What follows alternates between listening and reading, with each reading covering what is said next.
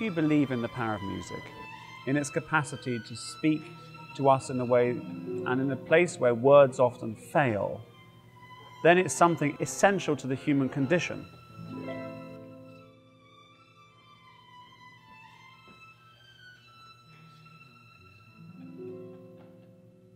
My name is Michael Francis. I'm the music director of the Florida Orchestra. I always wanted to be a conductor, roughly from the age of 13, 14, I would say.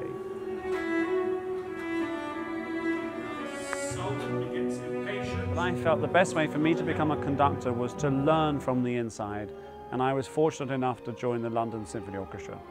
So I played with them for many years, but I always intended to go on to conduct. From there, my career developed, and I was delighted to be offered a position here in Florida.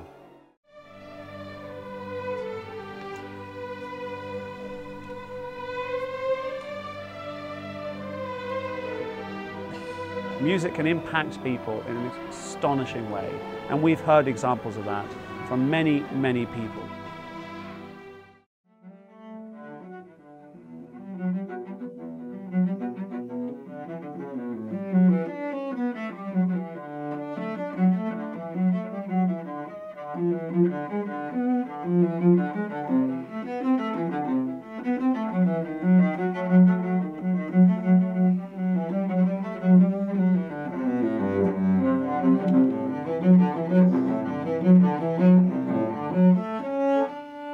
I have played all music from late Renaissance music to, pop music. In the classical world, I gravitate towards contemporary music.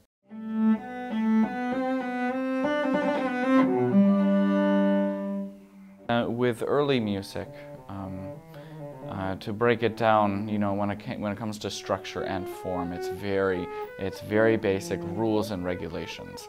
The closer you get to today and age, the more rules are broken.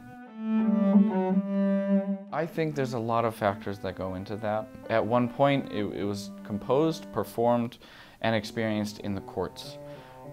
It was meant for entertainment for the wealthy, or in the church. It was religious based, and then it became secular based. And then, it started getting into the home, and ordinary people started learning instruments, and they started learning to play instruments and experience classical music. It can be difficult trying to get people to go to the concert hall. There's so many different things to keep them occupied that they can do for enjoyment.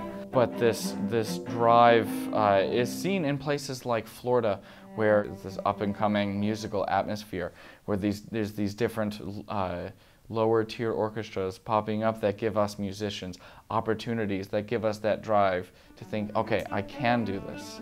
I can go out and I can play professionally.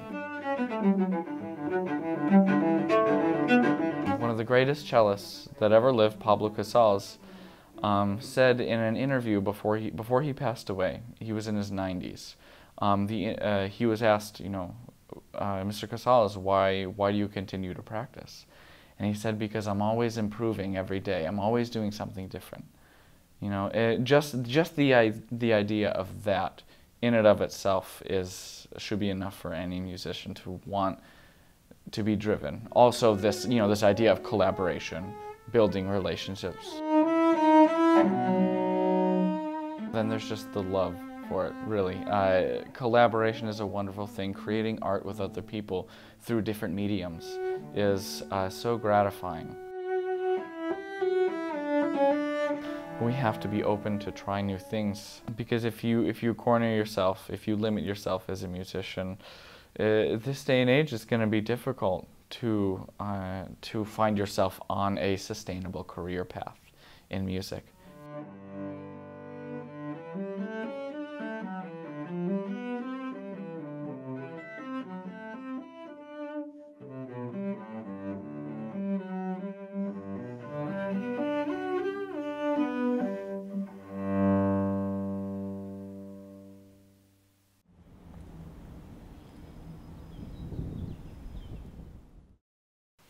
Little Mozart for your Monday morning now with the famous Sinfonia Concertante in E-flat. Here is violinist Todd Phillips with violist Maureen Gallagher and the conductorless Orpheus Chamber Orchestra on Classical WSMR 89.1. I'm Russell Gant. I'm the music director for Classical WSMR 89.1 and 103.9. I'm also the morning host. Well, studying in school introduced me to classical music as lifelong passion. Being exposed to this so much for so long, it never gets old. You know, you can revisit the same piece over and over again, hear different performances and different interpretations of a Mozart symphony, and there's something new each time. Something you can't say, I think, about perhaps a 3-minute song on the radio. You hear it over and over again, and you're like, yeah, and it's fun, you know, and I enjoy listening to that as well. But well, if you take the music of Bach and Mozart, which was written hundreds of years ago, it's still enjoyed today. And yet today's musicians will look to see how they did that. Bach was very mathematical, you know, and they'll study his counterpoint and the mathematics of all that. And then you move forward from the Baroque period into the classical period, and it gets a little more structured and a little more melodic, and into the Romantic period where you've got these romantic melodies, you know, the Rachmaninoff, the Tchaikovsky, the Puccini and Verdi, and the things that just make your heart swell. The music that we play is it stood the test of time in the best way. Listening to a really, really wonderful piece of classical music is similar to seeing a really, really powerful film or reading a really powerful novel. I mean, you go through all the same emotional highs and lows. There's a lot of good orchestral music being written today. I often look at film music as perhaps the equivalent of incidental music written, you know, in the Baroque and classical period for Shakespeare plays. I mean, you listen to Carmina Burana by Carl Orff. What's that? If you heard it, you'd recognize it immediately. It's been used in so many movie trailers. It's been used in many, many films, and it's that big chorus, dramatic opening.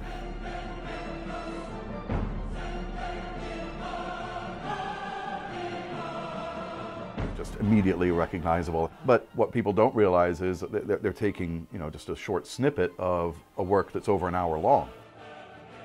More recently, Beethoven was played when the Berlin Wall came down. They played the Ode to Joy. Leonard Bernstein conducted that. And what other piece would you play? You know, I mean, it's just phenomenal. And that was written hundreds of years ago, but it's relevant today. Orchestras around the country are realizing they need to tap into probably a younger audience, because there's that stigma that you know, only old people like classical music, which isn't true. And so they're doing concerts of video game music.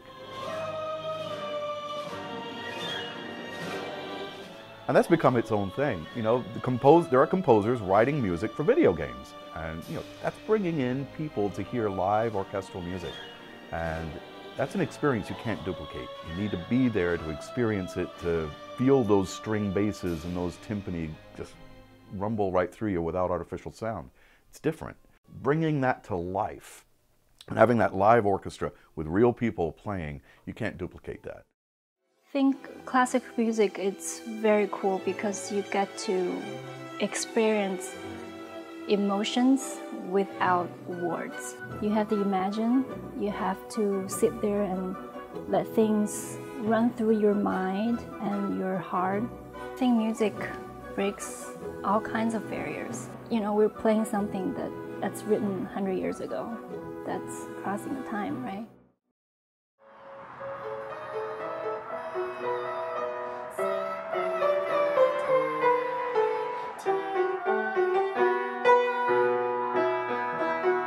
I'm Linda Switzer. I'm a professional musician in the Tampa Bay area.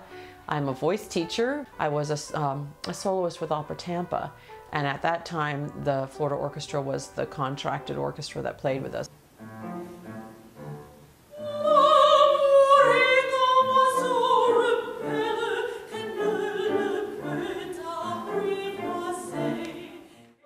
I I started teaching voice privately back in the early 80s. Every day I get up and teach people about music and live with music of the classical genre. And then when I start to explain to them about the times when this was written, I think, wow, you know, I'm teaching them history too. Voglio. Ti voglio. Amar. Amar. When you have like T. These old stories are, to me, still relevant, still happen. You just have to kind of modernize them to, 2017. But still, the story thread goes through. We just have to be smart and creative. We can't just sit around and think, okay, well, I'm just going to do it the old-fashioned way. And there's a lot to the old-fashioned way. I know, this is the hard part, right? These kids, and people, they want more of the pop culture. So you have to kind of sometimes turn your classical things into something more accessible by putting it in an immersive space, making it funny, making it settings where they can relate to that's relevant to today. And I think, just exposing the generations coming up to it and making them love it. Now my students that would never have touched, a classical art song or aria said, oh my God, can we have classical day today? So you say, right. Then I'll say, okay, I'm gonna translate this art song, and this is what this means. This is about this girl who's a player. She likes this guy, but he, and he adores her, but she doesn't want to just have him. She wants these 10 other boyfriends. So see, that was written in the 18th century, but did that happen at school today? Yeah, oh my God, I really like this guy, but this girl came. I said, see, so this stuff, they had it going on too. I just have to tell you what it means, what that word means. To me, I think I know not to be cliched, but I think it expresses love. Also, I think it's going to keep us connected to the past, which is important. We will learn our lessons from there.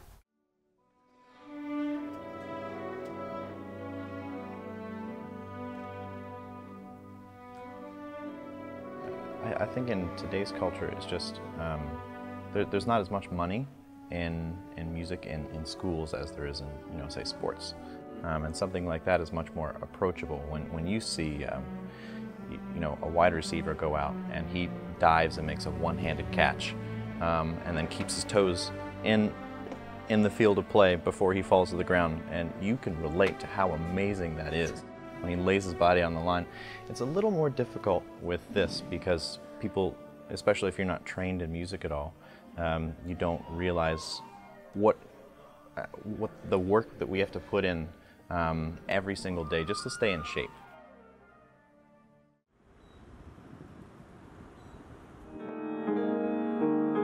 My name is Francesco Sclafani. My major is music composition. My goal was to show that classical music not only isn't dead, but it's really cool, where classical music is once again appreciated to the fullest. It still is, but it's not where it could be. If I'm writing something that just other people like, and if I don't like it, I'm only writing it for the monetary value of it, which is not the goal. If I write it just for myself and no one else gets it, it's like there's no point in writing it because I could just sit in my home on my computer and do that as a hobby and then do something else.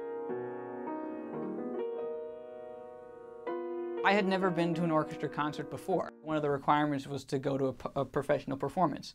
We all decided as a group of like the 10 people we said, let's just all go to the Florida Orchestra. We can get discounted tickets.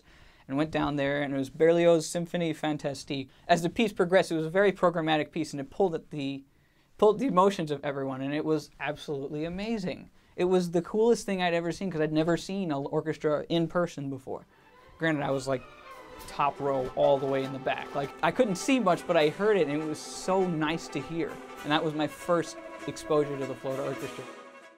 The reason why the pieces that were composed in the 16, 17, 18, 1900s will stay with us for that long because they were written well and it was pop music of the time, where it was popular and everyone liked it and thus everyone knew it. Nowadays, composing new music is frowned upon because during the 20th century it was very avant-garde. It was stretching the idea of what was music and what could be defined as music. Like, it was still the instruments in the orchestra, but it wasn't the same sounds as, say, a piece from a century before. And so people kind of got, I guess, turned off to classical music the last bit. And not that like we're trying to salvage it now, it's just that people, I think, can have a broader appreciation for what music is and different forms of expression for what music is. Figuring out how to market it to a group of people that would otherwise have no interest has kind of been the challenge, to where it generates an interest again. Because people have the pop music that lasts 3 minutes and they have like the same song that has the same drop, that has the same progression after that, and they like it. And so I understand why it wouldn't sound appealing at first, but it's worth trying to get an agreement to where we can try and figure out how to get a liking or an interest in this music again. The future of classical music is going in an electronic direction because it's creating sounds that normally could not physically be done by instruments. I do think there is a purpose for instrumental music, and there's a reason why the pieces have lasted as long as they have. It just shows that people still write music. Composing still happens. My real name is Christian Avalos, and then I go by the stage name Christian Alexander, and I am a producer and a DJ here in Tampa. The music that we produce that's considered EDM has a lot of elements from other genres. I'd say any music nowadays is inspired from something in the past. A lot of the melodic arrangements are very similar to some of the melodic arrangements from the classical era. The violins that I have here, you can kind of hear the similarities between this, which is geared for an EDM song, and then also to like a classical song as well. But if you actually take the time to look into the EDM music, you can definitely see elements of classical music still there. The complexity of classical music is insanely different from EDM music. Just imagine Bach sitting there and no pad and paper. Okay, this is the violins, this note, these notes, okay, these are the cellos, these notes, these notes. Here, I'm looking at a nice little pretty screen. I'll be like, okay, so this track I'm on my violins, this track will be on my piano, this track will be like my bass. I'm seeing everything here, and I feel like it's just more accessible to me, so which is why it's probably easier and much faster to produce a song now than it would have been back then. Technology segued the ability to produce music, but I would also say that you still have to have the knowledge and the ear for it. It's kind of like when you read the first couple lines of a book, you kind of find out if this book's going to interest you or if you like it or not. It'd be hard, and I think it would be a disjustice to the music if you weren't emotional while you were doing it, because you have to have the passion for it when you're doing it.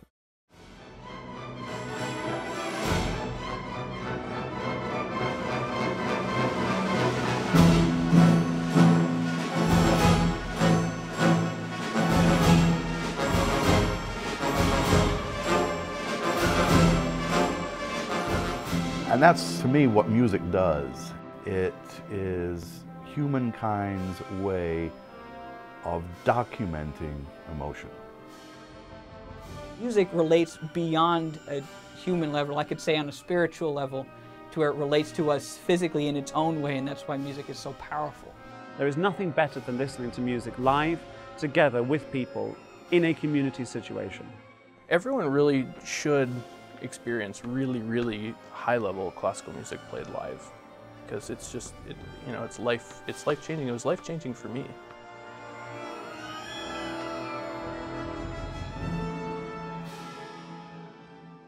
Whether you are a musician or whether you're not a musician, take the time to listen to classical music and get involved with the community and what's going on in the community with classical music.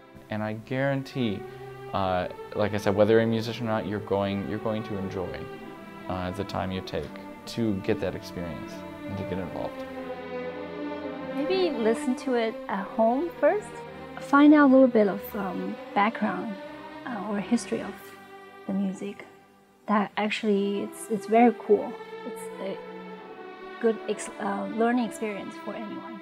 But I think it's mostly just education and outreach and just connecting with everyone to spread what we know to be such a wonderful art.